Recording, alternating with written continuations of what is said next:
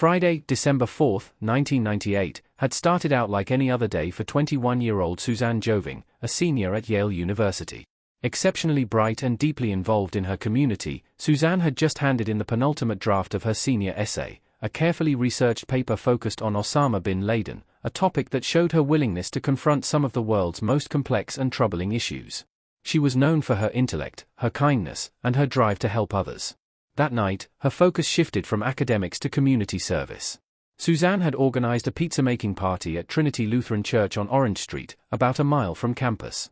The event was for Best Buddies, a global nonprofit that fosters friendships between students and individuals with developmental disabilities. Suzanne wasn't just a participant, she was a leader.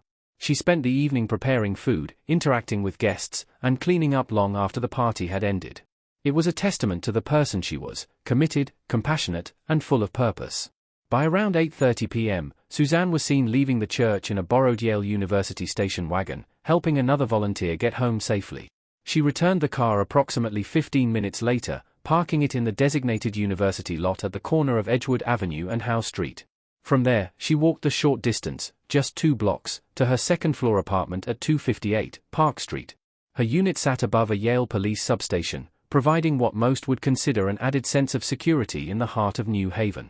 Sometime shortly before 8:50 p.m., as she settled back in, a few friends happened to pass by her window and invited her to join them at the movies. Suzanne declined, mentioning that she had work to finish and intended to spend the rest of the evening studying. Her choice to stay in would mark the final decision she made of her own free will. At 9:02 p.m., Suzanne logged onto her university email account and sent a short message to a female friend. Written in German, the email stated she would leave some GRE prep books in the lobby of her building for her friend to collect. However, those books weren't currently in her possession. Suzanne mentioned she needed to retrieve them from someone who had borrowed them earlier, a mysterious someone who has never been identified to this day. She even provided the door code for her building, showing her intention to ensure the handoff would go smoothly, even if she wasn't there in person. She logged off just 8 minutes later, at 9:10 p.m. Whether she made or received any phone calls after that is unknown, as internal calls through Yale's system at the time were not traceable. Her clothing hadn't changed since the church event. She wore soft hiking boots, jeans, and a maroon fleece pullover. All signs suggested she hadn't planned to be out long. Shortly afterward, Suzanne left her apartment again, walking toward Yale's old campus. Her destination was the Yale Police Communications Center at Phelps Gate. She needed to return the keys to the university vehicle she had borrowed earlier. It was a brief, routine errand, one that should have taken no more than 10 minutes. At around 9:22 p.m., as she neared the archway at Phelps Gate, Suzanne crossed paths with classmate Peter Stein. Stein was out walking and later recalled the interaction clearly. Suzanne, he said, seemed calm but tired. She told him she was exhausted and looking forward to a good night's sleep. Their exchange lasted only a few minutes. Stein remembered that she wasn't carrying a backpack. Instead, she held one or more sheets of standard white printer paper in her right hand. She walked at a normal pace and didn't appear distressed, hurried, or afraid. Her demeanor gave no hint of what was about to happen. According to the investigation timeline, she likely returned the car keys to the police office just minutes later, sometime around 9:25 p.m. Not long after, another Yale student spotted her again, this time walking north along College Street. He had just come back from a hockey game and described her as walking casually. Still, there was uncertainty. Was Suzanne headed somewhere specific, waiting for someone, or simply taking in the holiday lights that adorned the New Haven Green? What happened next remains one of the most chilling mysteries in Yale's history. By 9:55 p.m., only about 30 minutes after she was last seen, an emergency call came into 911. A woman had been found badly wounded at the corner of Edgehill Road and East Rock Road, nearly 2 miles from where Suzanne had last been seen walking. The caller described a horrific scene. The woman was bleeding heavily, lying on her stomach with her feet in the road and her upper body on the grass near the sidewalk. She was still wearing her watch and earrings, and a crumpled dollar bill was found in her pocket. The police arrived within minutes, and the young woman, still clinging to life, was rushed to Yale New Haven Hospital. But the injuries were far too severe. Suzanne Jovin was officially pronounced dead at 10:26 p.m.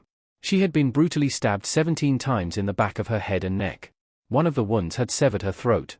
The sheer number and location of the stab wounds suggested a frenzied, targeted attack. Yet no signs of sexual assault or robbery were apparent.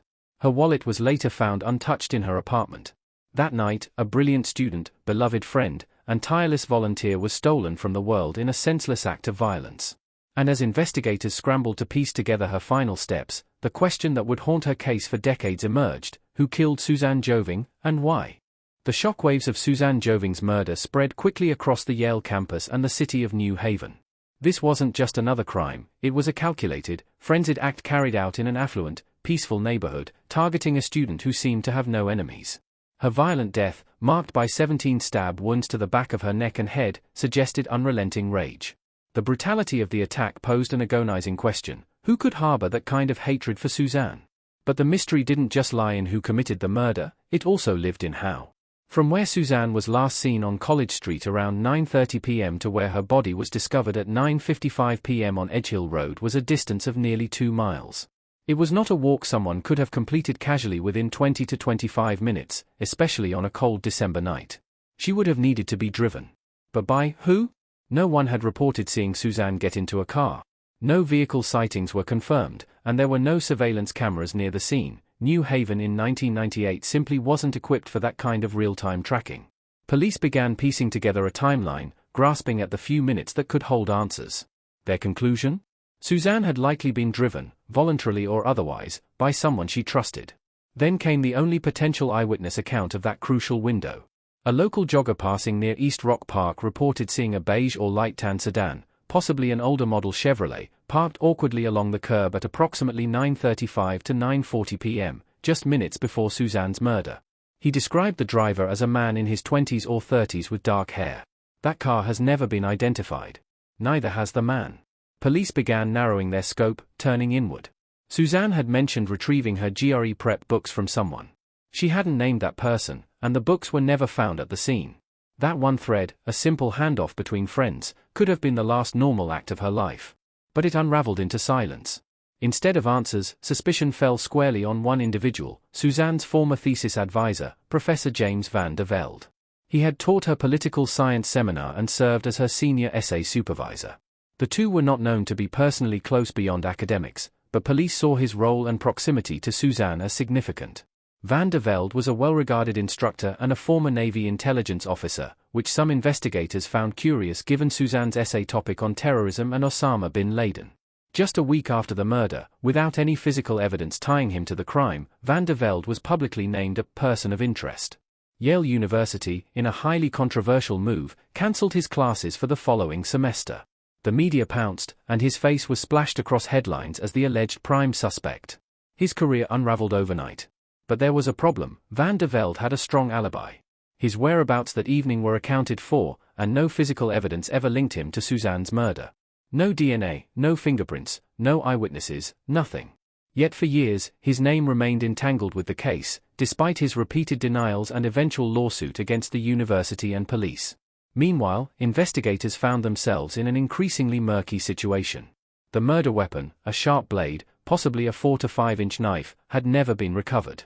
There was no defensive damage to Suzanne's hands or arms, which suggested she may have been taken by surprise or overpowered instantly. Yet one crucial detail emerged from her autopsy: underneath her fingernails, traces of someone else's DNA were found. That DNA has never matched anyone in law enforcement databases. The identity of the person it belonged to is still a mystery. Adding to the confusion was the nature of the attack itself. This wasn't a robbery gone wrong. Suzanne still had her jewelry, her watch, and even a dollar bill in her back pocket. Her wallet was later found untouched back at her apartment. Sexual assault was ruled out. So, if the motive wasn't theft or lust, what was it? Investigators were baffled. The violence suggested personal rage. Yet everyone who knew Suzanne insisted she had no enemies. No one with a grudge. No broken relationships or bitter rivalries. She wasn't dating anyone at the time, and there was no indication she was involved in anything dangerous. Her email about retrieving the books was the only possible hint that she'd been planning to meet someone. But who? Despite forming a task force and interviewing hundreds of individuals, police couldn't uncover a solid lead.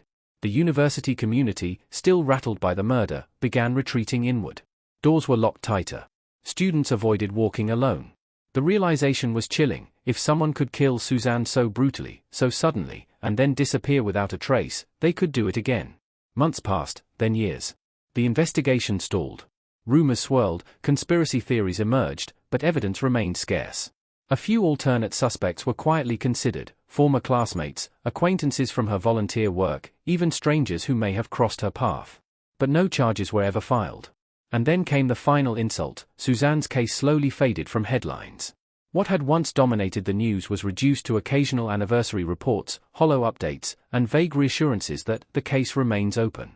But behind closed doors, frustration mounted. Families mourned. Investigators turned over empty files. And a brilliant young woman's life remained frozen at 21. 17 wounds. No suspects. No closure. And yet, the most disturbing possibility lingered in the air. What if Suzanne had known her killer? Years had passed since Suzanne Jovin was found lying on that cold New Haven curb, her scarf soaked in blood, her body riddled with 17 savage stab wounds. Yet, the more time passed, the more silence thickened over her case. No arrests. No new suspects. The killer had disappeared as if into mist, taking with them not only Suzanne's future but any sense of justice her family deserved. The most chilling part? Whoever killed Suzanne may have walked back into the night unnoticed, blending into the calm of an Ivy League town, possibly even back to the very halls of Yale. Detectives in New Haven never officially closed the case. Every so often, a new set of eyes was brought in to review it. A fresh take. A possible break. In 2001, the Connecticut State Police officially joined the investigation. They brought additional resources and a promise to look into previously unexplored leads. But promises don't solve murders. And Suzanne's case grew colder with each passing year. In 2008, a glimmer of renewed hope flickered when DNA testing became more sophisticated. Scientists re-examined the partial DNA profile that had been recovered from beneath Suzanne's fingernails. It was a potential breakthrough, a marker of physical struggle, perhaps left behind by her killer. But the profile was too degraded, too partial to match to anyone in CODIS, the national DNA database. The technology simply wasn't advanced enough to deliver answers. At least not yet. In 2010, Suzanne's parents, Thomas and Donna Jovin, still desperate for closure, funded an independent review of the case with private investigators. They hoped that someone, somewhere, might find a detail that had been missed. A piece of evidence ignored. A witness silenced by fear or guilt. But after more than a decade of grief and speculation, even private experts came to the same frustrating conclusion. The case was a puzzle with too many missing pieces. Yet some questions continued to burn, particularly around the location of her murder. Edgehill Road was not a place Suzanne was known to frequent. It was a residential area tucked beneath the looming shadow of East Rock Park, a quiet, tree-lined stretch rarely visited by students on foot. Why would she be there?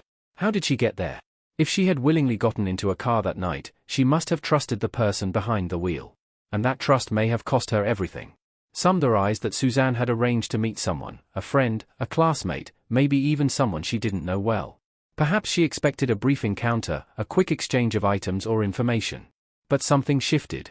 Something went wrong. Others believed she may have discovered something, possibly related to her thesis topic, which, bizarrely enough, centered on Osama bin Laden and the US response to terrorism. Some suggested the angle was too convenient to ignore, a bright student digging into sensitive political issues at a time when national security was becoming more volatile. But there's no evidence Suzanne was being watched or threatened. Still, that didn't stop the whispers from swirling. Another theory revolved around someone Suzanne had tutored through her volunteer work at the New Haven Correctional Center. Could one of the inmates have developed an obsession? Could someone she tried to help have ultimately harmed her? The answer was never found. Police reviewed her correspondence, but nothing led to a concrete suspect. What made the case more infuriating was how abruptly her night had ended. Within less than 30 minutes, she had gone from writing a mundane email about GRE books to being stabbed 17 times in the back and neck. Whoever killed her had seized a very narrow window of opportunity, and made sure not to leave a single trace behind. But they had made a mistake. The DNA beneath her fingernails. The potential sighting of the light-colored sedan. The knife never found. These fragments were enough to suggest the killer wasn't a ghost, just someone who'd been lucky, or perhaps calculating enough, to evade detection. And then there was James van der Velde. Even after years of denial, lawsuits, and cleared accusations, his name remained stuck to the case like glue. Though he was never arrested or formally charged, the damage to his career and reputation was irreversible. Some believed he was railroaded, used as a public scapegoat in a case the police couldn't solve. Others quietly maintained he'd never been fully ruled out. But with no forensic evidence and no motive ever established, the theory eventually faded into the background noise of a case filled with unanswered questions. By the 25th anniversary of her death in 2023, the murder of Suzanne Jovin had taken on the cold stillness of a ghost story. A brilliant young woman, slain within view of towering oaks and historic homes, her killer never found. No confession. No witnesses. No closure. Her parents, now older, still called for justice. They still kept a photo of Suzanne on their mantle, her bright eyes, her hopeful smile forever suspended in time. In one final twist of hope, investigators announced that they would revisit the degraded DNA using advanced genealogy techniques, methods that had recently cracked dozens of decades-old cold cases. Perhaps Suzanne's killer had a distant cousin in the system. Perhaps a link would finally emerge. But as of today, Suzanne's murder remains unsolved. 17 stab wounds. No fingerprints. No confession. And a single strand of DNA that holds the truth, waiting to be matched. Who killed Suzanne Jovin? We may never know. But somewhere out there, someone does. And they have stayed silent, for over 2 decades. Thank you for listening to Crime Echoes with Lewis. Please like this video and subscribe to my channel, for more content like this.